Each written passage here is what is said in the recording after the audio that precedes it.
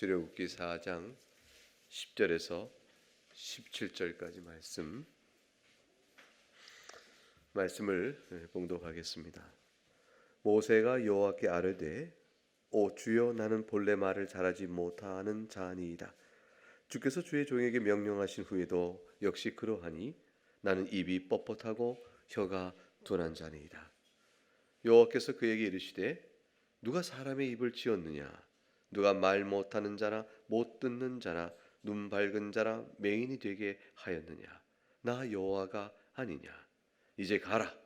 내가 네 입과 함께 있어서 할 말을 가르치리라. 모세가 이르되 오 주여 보낼 만한 자를 보내소서. 여호와께서 모세를 향하여 노하여 이르시되 레위 사람 네 형 아론이 있지 아니하냐? 그가 말 잘하는 것을 내가 아노라. 그가 너를 만나러 나오나니 그가 너를 볼 때에 그의 마음에 기쁨이 있을 것이라. 너는 그에게 말하고 그의 입에 할 말을 주라. 내가 네 입과 그의 입에 함께 있어서 너희들이 행할 일을 가르치리라. 그가 너를 대신하여 백성에게 말할 것이니 그는 네 입을 대신할 것이요 너는 그에게 하나님같이 되리라. 너는 이 지팡이를 손에 잡고 이것으로 이적을 행할지니라. 하나님의 말씀입니다. 하나님께 감사합니다. 하나님께서는 교회를 세우시고 그걸 통해서 교회를 통하여 복음을 전하게 하시며 주님께 선택한 자를 구원하십니다. 근데 그 구원한 모든 일을 사람을 불러 일을 명하여 그것을 행하십니다. 그러니까 교회가 세워진 이후에 지금까지 역사 속에는 하나님께서 맡기시는 그 일을 부름받아 순종하여 행하는 이들의 수고가 있었습니다. 그것은 그들에겐 상급이요 그들에겐 자랑이요 영광이었는데 그것은 그들이 하나님께서 그들을 사랑하여 맡기신 까닭이기 때문에 그렇습니다. 그런데 하나님께서 우리에게 어떤 일을 맡기신다. 그것이 구체적 복음을 전하는 일과 관련하여 오늘날 교회의 교육자가 되거나 선교사가 되거나 그런 일뿐 아니라 교회 안에 세워진 하나의 주의 뜻에 따라 교회를 다스려 세울 모든 직분자에게 또는 여러 종류의 모든 봉사자에게 또는 성도 개인으로서도 하나님 앞에 일정한 부름을 받고 있습니다. 그 부름은 우리가 우리대로 편한 대로 그냥 살고 내가 하나님을 필요에 따라 찾고 마는 것이 아니라 신자됨의 부름이요 신자됨으로서 마땅히 해야 될 교훈과 명령이 있는 그 부름도 있는 것이죠. 직분자는 직분자대로 그 일이 있고 목사는 목사대로의 그 일이 있고 신자는 신자대로의 맡은 바 하나님 앞에 소명이 있는 겁니다. 그 일들을 받을 때 우리는 대체 어떤 마음과 어떤 태도로 이 일을 받게 될까? 오늘 본문과 관련하여 13장부터 살펴보게 되면 아주 모세를 부르시는 하나님의 음성과 모세의 반응을 통해서 도무지 인간이 하나님 앞에 선다는 것이 무슨 뜻이고 도무지 인간이 하나님 앞에서 어떤 일을 맡기울 때 그것에 순종해 나간다고 하는 과정 속에서 어떠한 내면의 반발과 의문과 또는 저항들이 있게 될까? 그것을 사실 선명하게 보여줍니다. 모세는 오고는 모든 교회 속에서 가장 뛰어난 지도자 가운데 한 사람이었지만 모세가 하나님의 부름을 받을 때의 모세는 우리와 다를 바 없는 아주 똑같은 인간의 연약한 성정을 가진 모습을 그대로 표현해냅니다. 오늘 보면은 모세와 하나님 사이에 소명과 관련하여 5번의 응답이 있는 가운데 4번째, 5번째 응답입니다. 첫 번째부터 간단하게 살펴보면 첫 번째 하나님이 모세를 부르십니다. 모세를 부르실 때 모세 첫 번째 대응은 뭐였냐면 도대체 내가 누구기에 당신의 부름을 받습니까? 그거예요. 이게 3장 11절이에요. 3장 11절 말씀을 볼까요? 3장 11절을 읽어보면 같이 읽어보십시다. 모세가 하나님께 아뢰되 내가 누구이게 바로에게 가며 이스라엘 자손을 애굽에서 인도하여 내리까? 모세는 하나님께 묻는 겁니다. 도대체 내가 누구기에? 내가 누구간데? 내가 어떤 사람이기에 과연 이 일을 저에게 맡기시는 겁니까? 내가 그 일을 감당할 수 있겠습니까? 저는 주님의 부르심을 받을 만한 적절한 인물이 아닙니다. 하나님 잘못 보셨습니다라는 뜻이 되는 거죠. 모세 판단은 저항이 들어갑니다. 하나님은 12절에 답을 주셨어요. 아니라 내가 반드시 너와 함께 있으리니 네가 내 백성을 애굽에서 인도해 낼 것이요 이 산에 돌아와 나를 섬기게 될 것이라고까지 말씀을 하셨습니다. 결국은 우리가 하나님 앞에서 어떤 부름 받을 때 신자건 직분자건 똑같은 한 가지 질문 앞에 또 답을 상기해야 됩니다. 하나님 제가 누구에게 이런 일을 할 수 있겠습니까? 하나님 저는 죄인이었는데 하나님의 은혜로 구원받은 아주 연약한 자에 불과합니다. 연약한 제가 무슨 복음을 전하거나 주변에 하나님의 영광을 돌릴 만한 선한 믿음의 증거를 가진 신자가 되겠습니까? 저는 그건 못 됩니다 라고 얘기할 수 있어요. 하나님 그냥 가만히 숨어 있게 해주세요. 이럴 수 있겠죠. 근데 하나님께서 뭐라고 모세에게 명하냐면 너를 보는 게 아니고 나를 보라는 거예요. 그게 이제 12절이죠. 내가 반드시 너와 함께 있으리니 내가 너에게 맡기는 소명과 관련하여 너는 너 자신을 보고 네가 작다 부적절하다 이 같은 일을 내가 할 수가 없다라고 말하지만 내가 너에게 일을 맡길 때 맡긴 내가 누군가를 네가 봐라. 내가 너와 함께 있다라는 것이에요. 내가 너와 함께 있느니라. 이 말씀이 아니면 그 누구도 주의 사역을 감당할 수 없습니다. 누가 선교지에 가며 누가 이 세상 죄된 세상 속에서 빛 대신 복음을 전하며 그 일을 감당할 수 있을까요? 세상은 복음에 적대적이고 하나님에 대해서 적대적인데 그 가운데 누가 그 복음 증인으로서 삶을 감당할 수 있겠어요? 아무도 못합니다. 근데 우리에게는 하나님께서 약속하신 바가 있어요. 내가 반드시 너와 함께 있으리라. 이 말씀을 믿는 겁니다. 그러니까 사도 바울은 뭐라고 말했냐면 내가 강하니 해볼 만하다 이렇게 얘기한 적이 한 번도 없습니다. 도리어 내가 부득불 자랑한다면 약한 걸 자랑하겠다 그랬습니다. 나는 세상 가운데서 세상의 판단과 세상이 보는 관점에서 보게 되면 우리 가운데 능력 있는 자가 누가 있느냐라고 말합니다. 사실 우리는 사도 바울을 가르쳤어. 히브리 중에 히브리인요, 바리새파 중에 바리새파인요. 가브리엘 문화에서 배운 사람이니 유대인의 기준에 비춰볼 때 아주 뛰어난 사람이요, 그만한 학문과 또 종교적 훈련을 받은 사람이 누가 있을까? 그만하니까 하나님 쓰셨다라고 하여 바울이 갖고 있는 유대인 바리새인이요 하나의 랍비로서의 그의 능력을 높이 평가합니다. 그만하니까 쓰임 받았다고 말을 해요. 그러나 바울 자신은 세상에 대하여 하나님을 증거하기 너무나 연약하고 힘없는 자임을 절감합니다. 하나님께서 우리에게 오늘날 복음을 증거하는 그의 증인으로 삼기 위해서 세상에서 가장 세상이 볼 때 위대한 사람들을 쓰지를 않으세요. 잘. 우리나라로 한번 쳐보십시다. 우리나라에서 가장 어릴 때부터 공부 잘하는 사람만 생각해 봅시다. 초등학교, 중학교, 고등학교, 대학교 모든 걸 다 1등만 해. 수능 다 1등해. 우리나라에서 제일 좋다는 대학을 1등으로 들어가. 또 1등으로 졸업해. 우리나라에서 어렵다는 시험 다 붙어서 다 합격을 해. 다 수석 합격을 해. 그러고 나서 세상에서 사회에서 주는 상도 받아요. 아니 과학자라면 노벨상도 막 따고 막 그러는. 뭐 그런 분들이 갑자기 이제 회심하여 주를 믿는다 하고 예수의 복음을 증언한다 그러면 신문에 이만하게 나 국민일보 이만하게 나올 거예요, 그렇죠? 이만하게 나와서 그런 사람이 예수 믿고 그렇게 되었다. 이효령 선생님 같은 경우 예수 믿는다 딸로 인하여 하니까 그것도 이제 굉장히 많이 다뤄지고 조선일보에까지 다뤄지게 되어졌죠. 이런 일들을 보면 우리는 그런 분들이 그냥 부지기수로 다 예수 믿는다고 하면 복음 전도에 얼마나 도움될까 싶어요. 근데 하나님은 그렇게 쓰질 않으세요. 하나님 참 이상해요. 하나님께서는 그렇게 쓰지 않으시고요. 하나님이 택하여 불러내시고 연약한 자를 씁니다. 연약한 자를, 부족한 자를 써서 복음을 증거하여 세상을 이기게 하세요. 그러니까 이 일은 전부 사실 교회사 속에 이루어진 모든 일을 보면 하나님이 행하신 일의 줄기가 보입니다. 사람은 다 사라져 버려요. 사람으로는 그렇게 대단한 사람은 없습니다.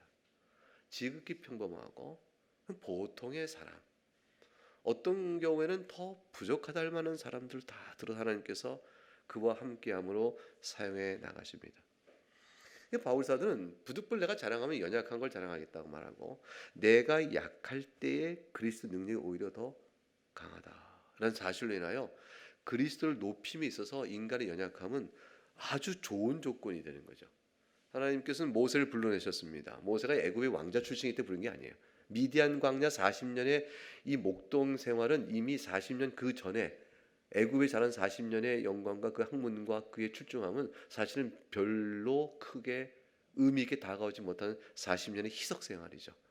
40년 동안 애굽으로 잘 자랐던 모습은 세속적인 능력과 갖춤은 40년 동안 미디안 광야의 목동 생활은 그걸 다 씻어내기 충분한 생활입니다. 이제 별 볼 일 없는 80세의 자기 신세가 뭔가 생각하고 인생이 뭔가 생각할 만한 늙은 이입니다. 그게 모세예요.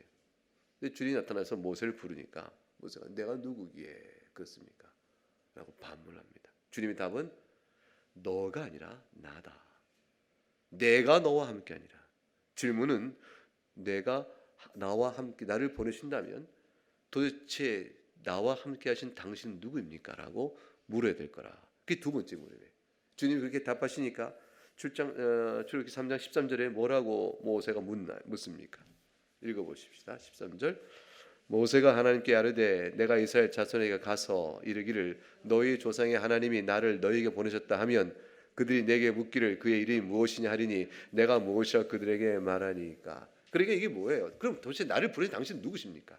하나님께서 내가 너와 함께 하겠다 너를 보지 말고 나를 보라 하니까 당신은 누구신데요? 라고 묻는 거예요. 당신은 누구신데요? 당신이 누구신데 나를 보내시며 그래서 당신이 누구신지 알아야 내가 이스라엘 백성에게도 또 우리가 당신이 누구신데 라는 것을 통하여 말씀하신 바를 말할 수 있지 않겠습니까? 주님이 그때 3장 14절에 유명하게 자신을 나타내 보이시죠. 그게 뭐였어요? 나는 스스로 있는 자니라. 하나님의 영원성과 절대 주권성, 그의 전능성, 그의 자존성 그런 걸 나타내 보입니다. 하나님 스스로 있는 자니 누구도 하나님을 있게끔 할 수 없고 다른 어떤 것도 하나님을 의지하여 있지 않는 것이 없다. 하나님만이 존재의 근거요 존재 자체이십니다. 그리고 하나님만이 모든 것을 직접 다스리는 주권성을 갖고 계세요. 하나님 스스로 있는 자니 있었다가 없고 없다가 있는 분이 아니고 영원부터 계신 분임을 보여줍니다. 하나님께 자신을 나타내 보셨습니다. 그러니 모세에게 준 답은 뭘까요? 내가 너에게 맡기는 일을 충분히 감당하도록 내가 너와 함께 있으므로 네가 그 직무를 충분히 감당할 수 있도록 하기에 내가 부족하지 않은 하나님이라. 하나님께서 그걸 드러내십니다. 나를 봐, 나만 보라 그러시는 거예요. 하나님께서는 우리에게 일을 맡기실 때는 나만 보라 하시는 거예요. 여러분 우리 신자로서 개인 신자로 가족들의 구원을 위해 기도한다 칩시다. 입이 안 떨어진 거죠. 엄한 아버지에게 어떻게 복음을 전하겠어요? 도무지 말을 듣지 않는 형제에게 어떻게 복음을 전하겠어요? 그때는 사실은 입을 열을 기회를 갖고 지혜를 구하고 하나님께 매달리는 겁니다. 왜냐하면 내 힘은 안 되지만 하나님 하실 수 있으니까. 하나님 나와 함께 하신다고 했으니까. 그러니까 기도하고 능력을 구하고 하나님 도심 구하면 그냥 하는 겁니다. 하고 주의 때를 보는 거죠. 주여 주여 주께서 도우시면 하실 수 있습니다. 그리고 하나님 보고 하는 겁니다. 사실 우리의 모든 복음 전도 그래요. 사람의 힘으로는 설득의 능력이 없어요. 그거 어떻게 그걸 믿게끔 할 수 있겠어요? 근데 하나님께서 말씀하세요. 내가 너를 보냈고 너와 함께 있고 나는 스스로 있는 자다. 이게 두 번째입니다. 이 정도 되면 여러분은 믿겠죠. 보세요. 그렇다면 하나님 되겠습니다. 하나님 널 보내셨고 제가 하나님을 바라보며 하나님 스스로 있는 자니 이런 하나님이 보내셨으니까 제가 어떤 일을 못하겠습니까? 지금 저에게 뭐든지 맡기세요. 이렇게 말하고 싶잖아요. 안 그럴까요? 근데 모세는 안 그랬어요. 모세 도대체 뭐라고 했냐면 그거 어떻게 믿어요? 그게 이제 18절에 하나님 약속 어떻게 믿죠? 자 무슨 얘기냐면요 이렇게 하나님이 얘기하셨어요. 하나님이 18절부터 약속을 주세요. 뭐라고 하냐면 너 가서 그러니 걱정하지 말고 그들에게 말을 해. 그러면 18절 그들이 너의 말을 들을 거야. 그럼 너는 그들의 장로들과 함께 이스라엘 장로들과 함께 애굽 왕에 찾아가라. 엄청난 일을 계속 명하십니다. 그리고 히브리 사람이 여호와 하나님 여호와께서 우리에게 임하셔서 우리가 우리 하나님 여호와께 제사를 드려 하오니 사흘기쯤 광야로 가도록 허락하소서. 그러면 하나님 말씀하십니다. 너희가 가도록 애굽왕이 허락하지 않을 것이다. 근데 20절 내가 근데 애굽을 칠 거다. 치고 나면 21절 애굽 사람으로 이 백성의 은혜를 입히게 할지니 너희가 결코 빈손 나가지 않고 여인들은 각종 금, 은, 폐물과 의복을 구하여 너희 자녀를 꾸미고 나가게 될 것이다. 너희 애굽 사람의 물품을 가지고 가게 될 거야. 이거 엄청난 약속을까지 다 해주십니다. 자 하나님 제가 누구게요? 나를 봐라. 하나님 어떤 분인데요? 쓸 수 있는 자다. 그리고 하나님께서 이제 만족하냐? 걱정하지 마라. 내가 너를 보내느니 걱정하지 말고 가. 이렇게 어마어마한 약속까지 다 미래의 핑크빛 같은 약속이죠. 이 약속을 주니까 이 약속을 들은 모세의 마음은 어떻겠어요?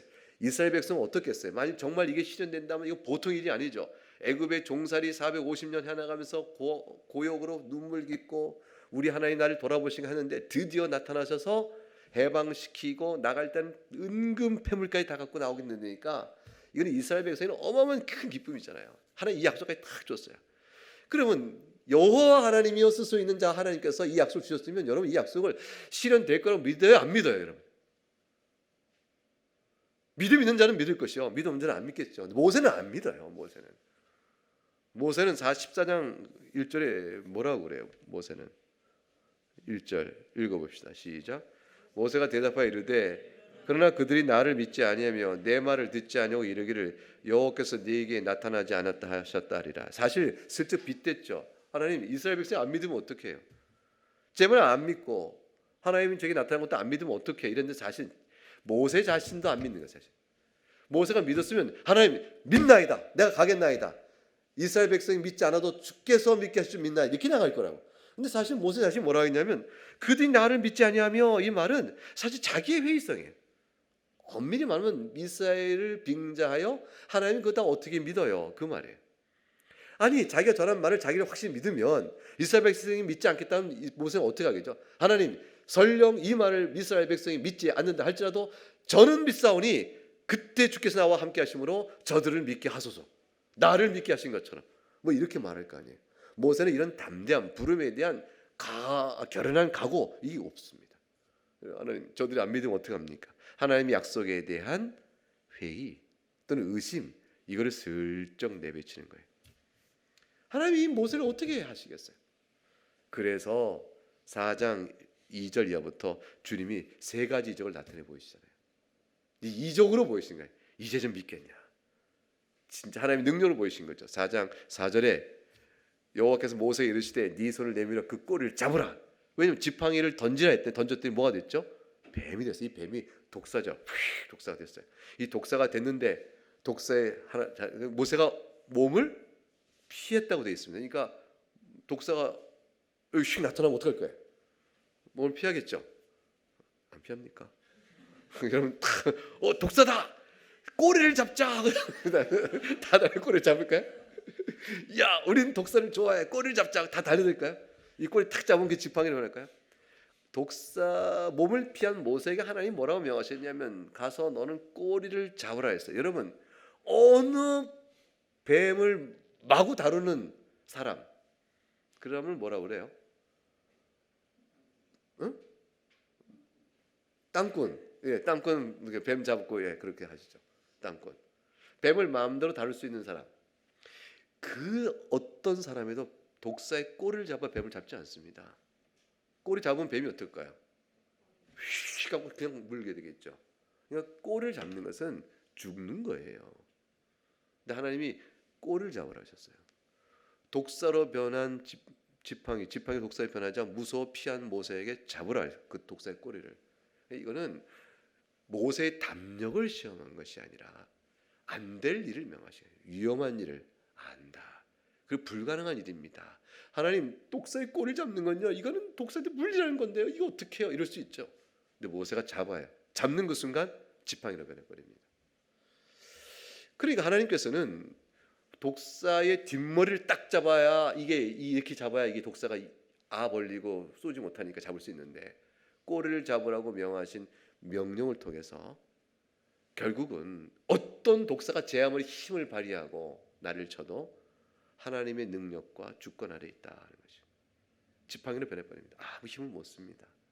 애굽의 바로의 머리에 왕관에 달려 있는 이 코브라의 이 독사의 이 상징, 애굽 왕의 권능과 지혜의 상징인 이것이 하나님의 주권 아래 아무것도 아닌 걸 보셨어요. 이거를 보여라. 그러면 믿을 것이라. 뜻을 전하신 거죠.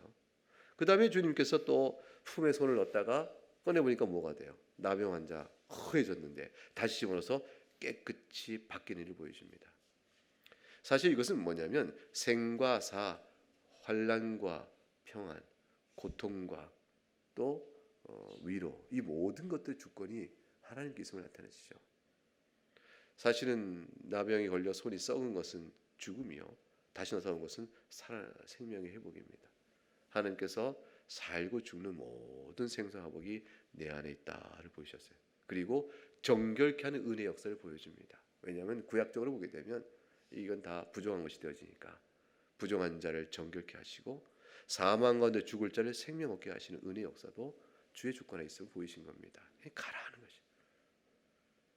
세 번째 보니까 나일강에 물을 떠다가 노니까 피로 변합니다. 나일강은 애굽의 번영의 상징이었어요.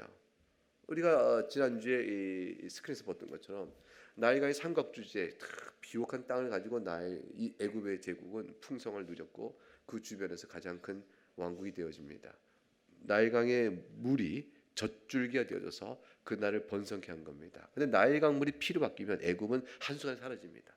모든 권세, 영광, 힘이 무너져 버려요.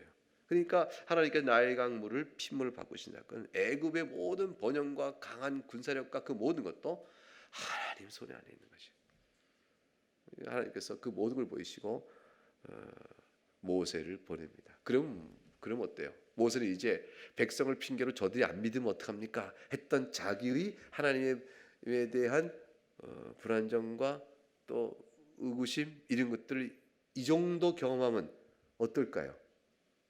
여러분 같으면 어떠시겠어요? 이제 내가 됐나이다. 내가 가서 지팡이를 막 뱀으로 바꾸고 이러면서 실제로 이스라엘 백성에게 여호와 하나님께서 보내셨다. 이게 할 만하지 않을까요? 근데 모세는 안 그랬어요. 모세는 4장 오늘 10절에 이렇게까지 하신데 불구하고 이렇게 얘기합니다. 4장 10절 읽어보죠. 시작. 모세가 여호와께 아뢰되 오 주여 나는 본래 말을 잘하지 못하는 자이니 주께서 주의 종에게 명령하신 후에도 역시 그러하니 나는 입이 뻣뻣하고 혀가 둔한 자니이다. 다시 돌아갔어요. 처음에 제가 누구기에 이렇게 말했잖아요. 하나님께 내가 너와 함께 한다 그랬잖아요. 그럼 됐지. 근데 이제 와서 구체적으로 핑계 댑니다. 하나님 제가 말을 잘 못해요. 입이 좀 뻣뻣합니다. 혀가 둔한 자입니다. 하나님의 사역을 세상 사람들이 볼 때에 언변의 능력으로 복음이 전해지고 열매를 얻고 교회 역사가 이어져 왔을까요? 유명한 설교자들의 역사가 설교를 잘하시는 분들 또는 스피치가 아주 좋으신 분들 그런 분들이 이제 복음을 전하게 될 때 가마력 있고 설득력 있게 전해질 수 있는 것은 사실이에요. 그러나 그러한 사람들의 몇몇의 역사성이 아는 사람들이 교회의 역사를 지금까지 이끄는 건 아닙니다. 왜냐하면 곳곳에 하나님이 파송하여 뿌려버린 사람들, 이 땅과 전 세계 각 나라 각 민족마다 또는 어디서나 복음을 전한 여러분 교인들로서의 한 사람의 복음 전도가 그 사람을 교회로 데려온 거죠. 예배당에서 설교 잘하는 목사의 설교가 교인들을 살리기도 하지만 여러분들이 흩어져 여름의 삼지 한 사람 데려와서 예수 믿자 살아야 되잖아 하고 들어와서 복음을 전하게 되는 그 현장의 자리 속에 혀가 뻣뻣하고 입이 굳어도 복음이 전해지는 일이 있는 거죠. 하나님께서는 쓰시는 거예요. 모세는 이걸 핑계 삼습니다.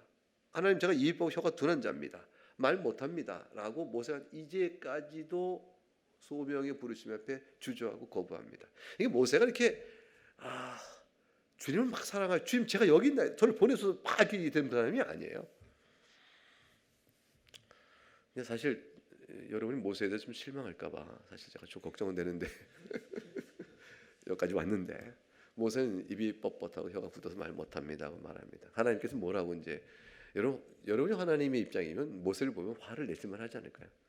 근데 참으세요.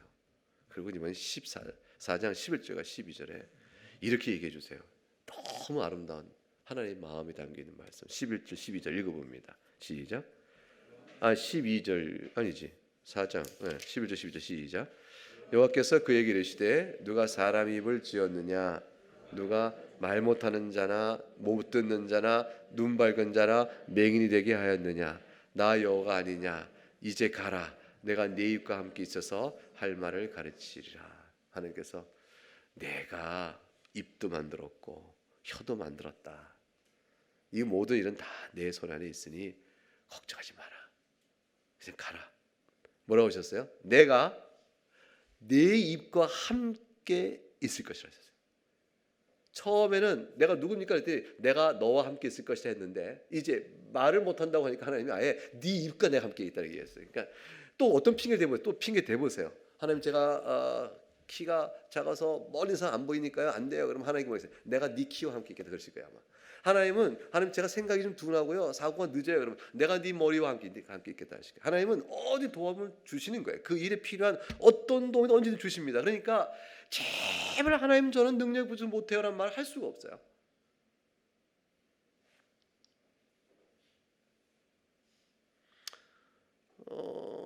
이제 신학교 공부할 때 신학 공부가 많아요. 공부 많으니까 짧은 시간 내에 많이 공부해야 되니까 굉장히 피곤하거든요. 내가 어릴 때부터 이렇게 공부했으면 내가 지금 무엇쯤 되었을 거 이런 생각이 들게끔 공부시켜요.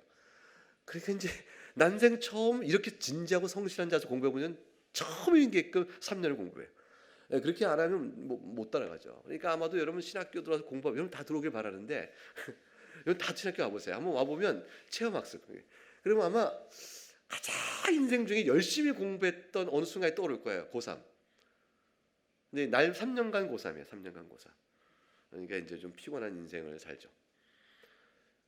그럴 때 이제 학생들 사이에 낙심과 절망이 옵니다. 하나님, 교수님 저거 못 따라가겠습니다. 못 하겠습니다. 저는 안 돼요. 그럴 때 한 대답은 뭐냐면 못하는 사람은 아무도 없어요. 딱 한 사람 못해요. 포기하고 게으른 사람. 포기하고 게으른 사람은 못하고 해야 될 의지가 있는 사람은 다 합니다. 그래서 아주 잘해요. 그래서 저도 졸업했어요. 다 합니다. 그러니까 세상에는요 못할 공부는 없는 것 같아요. 못할 공부는 없고 하다가 포기하거나 스스로 안 하는 공부가 있는 거죠. 모세에게 하나님께서 능력을 내가 주겠다 하셨어요. 내가 내 입의 말에 능력을 주겠다 하셨어요. 하면 되죠. 그러니까 우리도 어떤 일을 할 때 하나님 좀 못합니다. 어떤 이건 안 합니다. 그것이 현장 안에서 각각의 처지 안에서 하나님의 부르심도 있잖아요. 성도로서 해야 될 책임도 있잖아요. 그것들 앞에서 못합니다. 하나님께서 하시는 말은 내가 너와 함께 하자니. 그런데 이거는 어떤 맡긴 일을 하는 일뿐만 아니라 죄와 싸우는 일도 마찬가지예요. 그것도 하나님 못합니다. 그래도 뭐냐면 내가 너와 함께 하자니. 이게 성령의 부르심이에요. 그러니까 또 사명도 그래요. 하나님 못합니다. 내가 너와 함께 하잖아. 이걸로 넉넉히 주십니다. 뭐가 부족하니? 하나님 제가 말을 못합니다. 네 입과 내가 함께 하겠다. 하나님 저는 팔이 짧아요. 네 팔과 내가 함께 하겠다. 그러실 겁니다. 네, 그러시죠. 구하지 아니하는 거죠. 그리고 주 앞에 나가면 됩니다. 그래서 고린도서 1장 21절에 하나님이 지혜에 있어서는 이 세상이 자기 지혜로 하나님 알지 못하므로 하나님 이 세상 지혜로 하나님 알지 못해요. 하나님께서 그러니까 어떻게 하면 좋겠어요? 이 세상 지혜로 하나님 알지 못하니 이 세상 지혜보다 더 놀라운 지혜로 세상이 깜짝 놀랄만한 지혜로 하나님을 알겠다. 이러면 이게 우리가 볼 때는 이게 이치에 맞거든요. 세상의 지혜는 요게 한계예요. 하나님을 알지 못하니까 세상 지혜의 한계를 뛰어넘는 더 큰 지혜를 세상이 가르쳐서 하나님을 알겠다. 이렇게 되면 이제 우리가 볼 때는 이해하기 쉬운데 성경은 달리 말해요. 세상의 지혜로는 하나님을 알지 못하니 미련한 것으로 알겠다. 이게 무슨 말인가? 전도의 미련함. 이건 선포예요. 세상의 지혜 이치에 따짐으로 해서 세상의 지혜가 납득하고 이해하는 그런 방식에 따라 설득하여 보라. 이렇게 하나님을 알게 하는 게 아니고 지혜로는 이 세상 지혜로 모를 때 전도라는 미련함이에요. 선포죠. 그럼 하나님께서 그 말씀을 사용하여 그러하면 알게 하십니다. 그러니까 우리가 다 하나님 그렇게 믿어요. 설득의 과정으로 그렇다면 그러네, 이치가 그러네라고 믿게 되는 것은 우리 믿음에 대한 변증을 세워주는 주변적인 효과가 있는 것이지 그 자체가 믿음 자체를 주는 것은 아닙니다. 우리가 눈이 떠지는 거예요. 전도의 미련함이죠. 세상이 볼 땐 미련함이에요. 선포입니다. 예수는 하나님의 아들이셔. 그분을 믿어야만 죄사함 받는 거야. 인간은 다 죄인이거든. 이 세 마디만 외쳤는데 여기 무슨 논리가 있어요? 세상적으로 볼 때 지혜가 있고 논리가 있겠어요? 이게 무슨 소리야? 할 만한데 그 말이 죽을 자 살리고 회개의 역사를 나타내는 일들이 있는 거죠. 이게 전도의 미련함으로 하는 겁니다. 그래서 우리는 세상에서 뛰어난 어떤 사람이라야 복음 일꾼이 된다 이렇게 생각할 것은 전혀 아닌 거죠. 능력은 하나님께 있으니 단지 순종하여 행하면 되는 겁니다. 말을 못해도 순종해 행하면 더딘 말에 하나님은 사용하시기도 하시는 것이. 그러니까 이제 복음을 증언하는 일은 선포해야 될 종의 그저 책임으로 하는 것이지, 그 선포의 열매를 맺고 효과를 보는 일은 종의 책임이 아니에요. 그건 아닙니다. 그래서 일을 하고, 그래서 시대의 부흥은 하나님께서 하시는 결정입니다. 사실은 이 시대가 복음의, 우리나라가 지금 이 시대의 복음의 부흥이 됐으면 좋겠다. 푸르고 푸른 계절, 예수의 계절이 오기를 바라는 우리 이영 목사님의 꿈, CCC의 꿈인데, 지금도 그 꿈 아직 갖고 있겠죠? 우리 꿈인데, 그런 꿈들이 왜 안 올까? 우리는 복음을 전하고 있으나 열매 맺게는 하나님이 하시는 일이에요. 그러니까 우리는 단지 해야 될 따름입니다. 그러니까 우리가 100년을 수고했는데, 이제 태국에 선교사님 가셔서 100년을 수고했는데 한 명의 개종자도 못 얻은 선교사님, 결국 한 명 얻고, 태국이 이렇게 쫙 선교 열매 얻기가 어려운 거죠. 그러니까 이 지역은 포기한다, 이렇게 말할 수가 없다. 그저 전하고 한 세대가 갔으나 열매 없고, 또 한 세대가 갔으나 열매 없어도 그냥 전하기만 하는 겁니다. 그럼 종의 책임은 다 하는 거예요. 그러면 추수하는 것은 하나님 주권인 거죠. 하나님께서 걱정하지 말고 너는 가서 전하라 그러신 거예요. 이게 모세가 너무 염려한 거죠. 입이 뻣뻣하고 혀가 굳어 있으니 제가 말해봐야 결과가 안 나올 거요. 하나님 결과 안 나오면 안 되잖아요. 하나님께서 무슨 말씀이에요? 내가 네 입과 함께 할 것이라. 너는 그 일만 하면 될 것이요, 열매와 결과는 네가 걱정할 바가 아니잖아. 네가 걱정할 바 아니다. 그 얘기해 준 것이죠. 다른 일을 보내셔서 이쯤 되면 순종해야 되잖아요. 4장 13절에 모세는 이렇게까지 나갑니다. 4장 13절 모세가 어떻게 말하죠? 시작. 모세가 말하되 오 주여, 보낼 만한 자를 보내소서. 이제는 모세를 어떻게 돼요? 하나님이 화를 내셨다 되셨어요. 이 정도까지 오니까 하나님께서 14절에 화를 내셨다. 노하셨으나, 그러나 노하여 좋다, 너를 버리겠다. 너 없으면 내가 못하는 줄 아느냐? 이렇게 안 하셨어요. 하나님께서. 모세, 너 없으면 내가 못하는 줄 알아? 관둬라, 관둬 하시거나, 또는 이놈 하고 집어내치거나 그냥 쿡 다리에서 그냥 다리를 꺾어버리셔 그러지 않으시고, 그냥 뭐냐면 모세야 하고 화를 내신 다음에 네 형 아론이 있지 않냐고 동역자를 붙여준다고 약속하세요. 아주 구체적인 지원 약속을 해주십니다. 아론이 말 잘한 걸 내가 아노라. 그가 너를 만나러 올 때 그의 마음에 너를 보면 기쁨이 있게끔 내가 해줄게, 그 말이에요. 그가 너를 볼 때 그의 마음에 기쁨이 있을 것이다. 그러니까 하나님께서 아론의 마음에 모세를 볼 때 기뻐하는 마음을 막 부어주시는 거죠. 그래서 아론이 모세를 환영하고 끌어안게 되어져. 그리고 기꺼이 아론이 모세의 입이 되주길 원하게 되어져. 그 모세를 앞세워 아론이 그의 동역자 되길 원하게 하셨어요. 하나님께서 걱정하지 마, 내가 너와 함께할 자를 붙여줄게. 아주 이제 구체적으로 내가 너와 함께 하겠다는 말을 못 믿으니까 구체적인 사람을 붙여주겠다고 말씀하시는 거죠. 하나님께서 화가 나셨으나 내치지 아니하시고 자비로움으로 대하셨습니다. 왜 그러셨을 것 같아요, 여러분? 여러분이 하나님이었다면 모세가 이 정도, 저 말고 딴 사람 보내시죠 라고까지 얘기했다면 그때쯤 가면 어떠하시겠어요? 여러분이 하나님이라면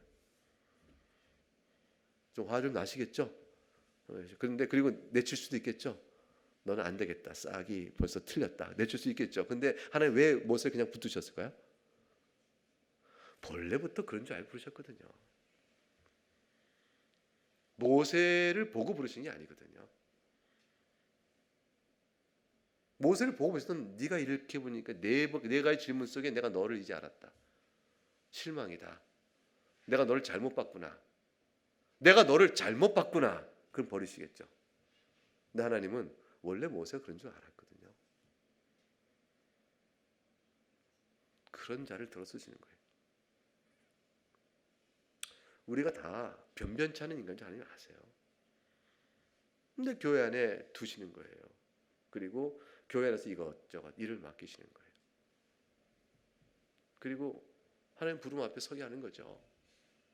원래 우리가 그런 줄 아시거든요. 그리고 이제 목사로서 좀 사역을 하는 가정인데 목사다움이라는 것 때문에 제가 목사 일을 하고 있다 생각하면 당장 그만둬야 되죠. 목사다움이라는 것 갖고 목사를 하고 있다. 당장 그만둬야 됩니다. 목사다움이라는 게 별로 없거든요. 그러니까 하나님 못하겠습니다. 다른 자를 세우소서. 하나님께서 내가 너 원래부터 그런 줄 알아. 해라. 원래부터 해라. 그리고 계속 저도 한 사람의 신앙 인격으로 이렇게 연단 받아가고 훈련 받아가고 바뀌어가는 겁니다. 우리 각각 다 그런 것입니다. 하나님께서는 동역자도 붙여주시고 힘들다 그러면 누구를 만나게 해주시고 기도하면 후원자 주시는 거예요. 그러니까 여러분들 선교사 나갈 때 후원자도 붙여주시고 또 어떤 일을 할 때도 붙여주시고 우리 교회 개척할 때도 다 붙여주신 거 아니에요. 그리고 나서 교회가 이제 시작해서 열 몇 명 시작하니까 여러분들 다 온 거 아니에요. 여러분 다 왔잖아요. 이거 와서 붙여주셨잖아요. 이게 뭐예요? 교회를 세워가시는 힘인 거죠. 하나님께서는 복음을 전해라. 이 교회에 대한 어떠한 결과는 내가 그냥 알아. 그냥 전해라. 붙여주마. 그걸로 된 거잖아요.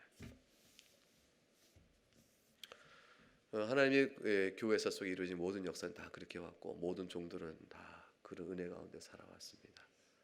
우리 개개인의 신앙인도 다 마찬가지입니다. 한 인생도 그런 것입니다.